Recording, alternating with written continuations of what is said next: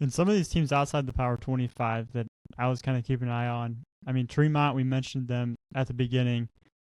Last week, as of this update, they are now 23-2, but as of the update, they're 22-2. They had a 3-0 week.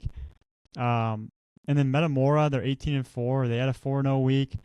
Newman Central Catholic, they're 18-1. They had a 3-0 week, and they're a team that's no stranger to state. I mean, they've been there a lot in the 1A, 2A level. I think they're up to 2A now this year. And then Teutopolis, 19-5, 3-0 week.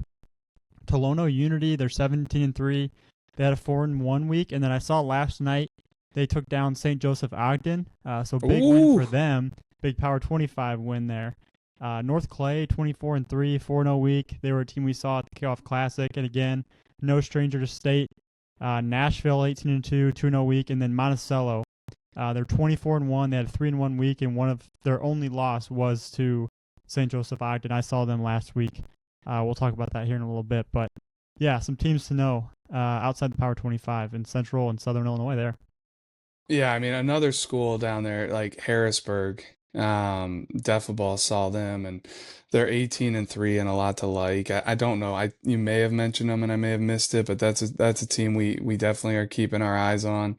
A number of schools too around the Chicagoland, like Fremd, I know stood out a little bit to you, Pete. They were good last year. They're sitting there at 15-7-1, and I just think they'll be a tough outcome playoff time.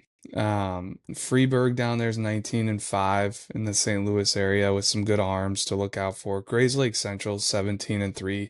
OPRF, Oak Park River Forest, now sitting at 17-7, coming off a couple good weeks. Washington 17-7. Downers Grove North is just a team I'm kind of eyeing. They're 15-9, so they've taken some losses, but it's like anytime Colin Doyle's on the mound, you got to watch out for them. Lake Forest sitting there at 17-4. Highland Park 16-5. Rolling Meadows was another team that stood out to you a little bit, Pete, but they're sitting there at 16-6. And St. Charles East, I like what they've been doing. They had a tough week last week, but they're still 15-6 on the year, and a lot of prospects that we've seen in the past that we like. So we definitely are keeping our eyes on them. Those are just a few schools I wanted to call out. Yeah, good calls on Fremd and Rolling Meadows there. I really like my looks at both of them. But some other schools that I think we should keep an eye on and that are just outside the Power 25. We got Willowbrook, 19-4. They went 3-0 on the week. They're a fun team. They got some thump in that lineup and some good players around the diamond. Providence Catholic, kind of starting to pick back up here, like another Edwardsville type team where they start to figure out what they got and they start to play the better baseball later in the year. But they're 13-9. They went 4-1 on the week. They had wins over St. Rita when they were ranked number 22. And they actually beat number 2 Lincoln Way East. And they had 2 wins over DePaul College Prep.